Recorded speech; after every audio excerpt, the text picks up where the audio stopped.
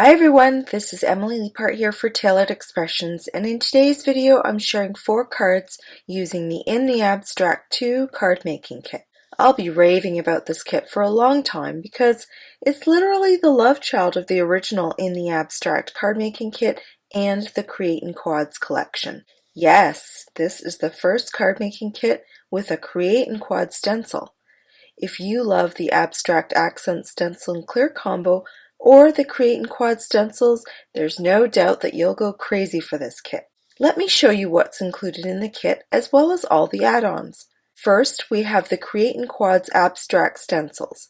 As with all Create in Quads, there are 4 stencils and they're all numbered 1 through 4 for ease of use. When they're stacked, you can see that they create different backgrounds with beautiful scenery. With the original Abstract kit, the patterns were smaller and more free, so you could design anything you wanted, but these quads take the guesswork out of the design. I personally like having these scenes pre-made for me so I don't have to think about any designs. The More Signature Sentiments and Coordinating Dies are a fabulous and necessary add-on.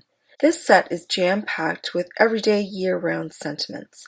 Whether you're looking for your first do-it-all sentiment set, or looking to add several versatile sentiments to your collection, this is it. Included in the kit are the boho bowls, and these are really adorable because they can be used not just with this kit, but for all your card making needs. I love all the cute shapes, and especially because they're a bit wonky and whimsical. Also included are the simple silhouettes. These are quite big and make an impact, especially when stamped in black on softer colors, like I do on my cards. Another add-on is the Foil-It Abstract panels. These add accents to the stenciled shapes, and I'll show you one example of these, but they can make a big difference in the final results. If you loved the Insiders from the Coffee kit, you'll love these too. The Insiders Abstract are included in the kit, and you'll also be able to buy extras separately. My color palette for this video includes Lavender Glaze, Macaron, Mint Julep, and Cookie Monster. Let's get started on my cards. I start with the first stencil on a full sheet of sugar cube cardstock. I'm using a pastel blender brush with lavender glaze for this first stencil. I had forgotten how much of a workout these quads can be, but it's really nice to think of crafting as a workout because I need my daily exercise and I think this would definitely qualify as weight-bearing exercise.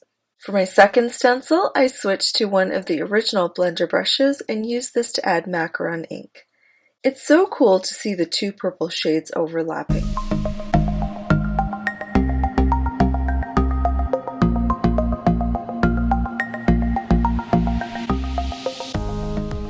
For stencil number 3, I take a coordinating pastel brush and add Mint Julep to the mix.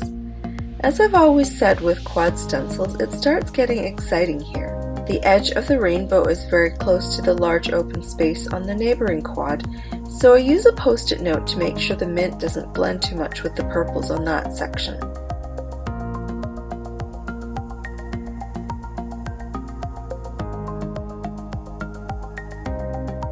Finally, I use another original blender brush with Cookie Monster to finish the scenes.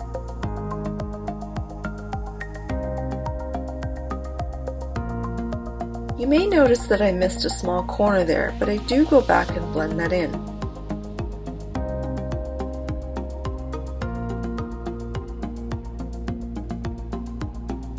The full reveal is always fun, and I do love these 4 colors together. Next, I'll set up my Mini Mink foil applicator to incorporate one of the Foil-It Abstract panels with one of the quads. As you've seen before, I turn on my Mini Mink and set the heat level to 4 for the weight of the cardstock panel. Once the light turns green, it's ready, and I place the panel with a piece of gold decal foil on top and run it through. These foiled sun rays are absolutely stunning, and you'll see how nicely they look with the stenciled sun and hills. I've flipped the stencils 180 degrees since I want to tuck the stencil right into the corner of my stencil mat. Since the foiled panel is already trimmed down, I still have to use some washi tape to keep the panel in place for stenciling. Just as before, I use the same order of colors to create my scene.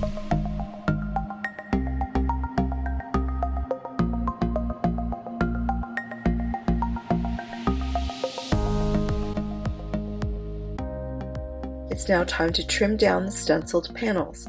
I take a 1/4 inch off each of the 4 sides.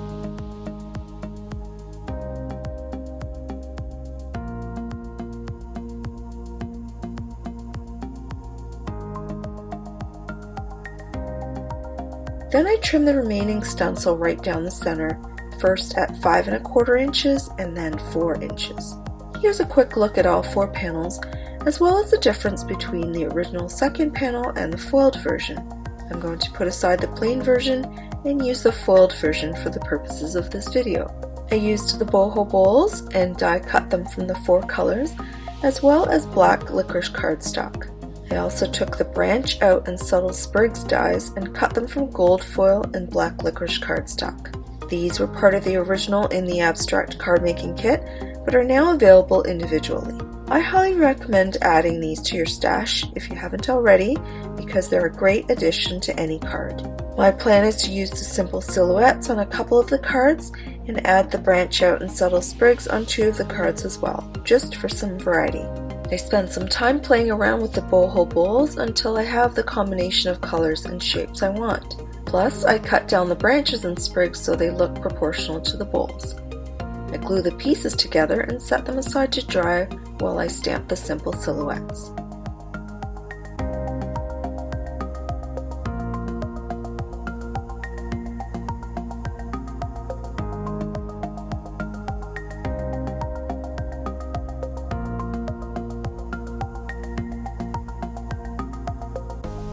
On the first panel, I'm going to use the wheatgrass.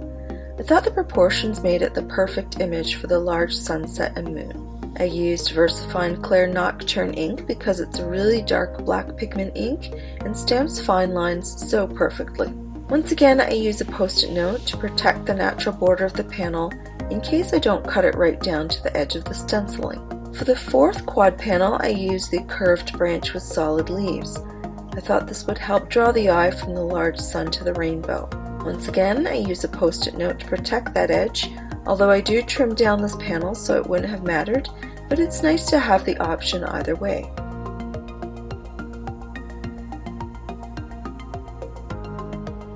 I place that trimmed panel on a macaron card base and set it aside. Next, I adhere the boho bowls together with liquid glue and pop them onto the 3rd panel with foam tape.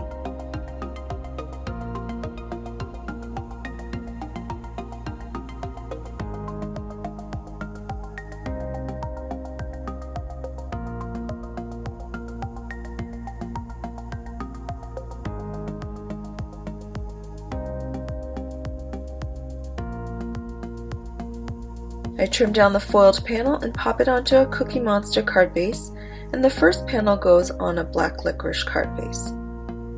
I knew that some of the sentiments would be stamped in black, but I thought I might also use some gold heat embossed sentiments, so I stamped both versions to give myself options.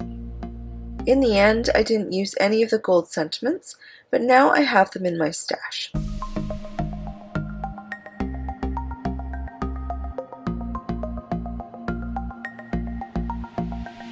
After choosing the 4 sentiments, I also used the coordinating dies to cut shadows from gold foil cardstock.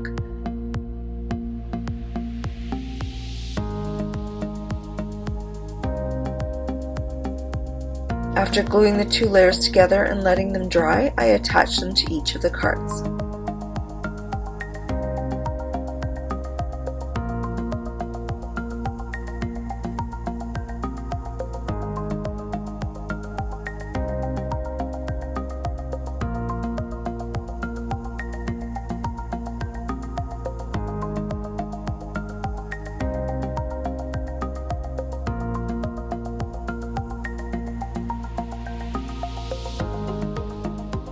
Two of them are popped on with foam tape, and 2 are glued on flat.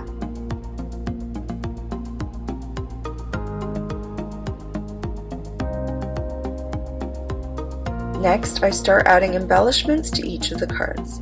On the 3rd card, I add a few gold drip drops to increase the amount of gold on that card. I love this sweet encouragement card, and especially the fully stenciled abstract background. On the 4th card, I cut out individual gold foil leaves from the branch out dies and add them to the stamped leaves.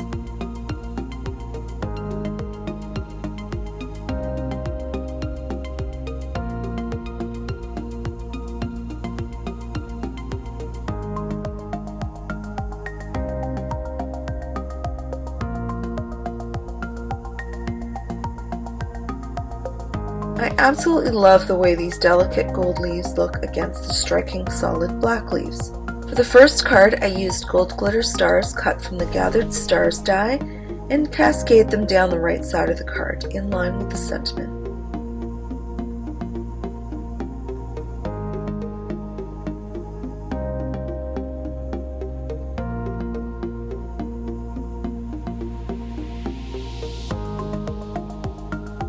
For the final card, which is the second quadrant of the stencil, I decided to go all out with the gold drip drops and emphasize the gorgeous gold folded sun rays as well as the sentiment.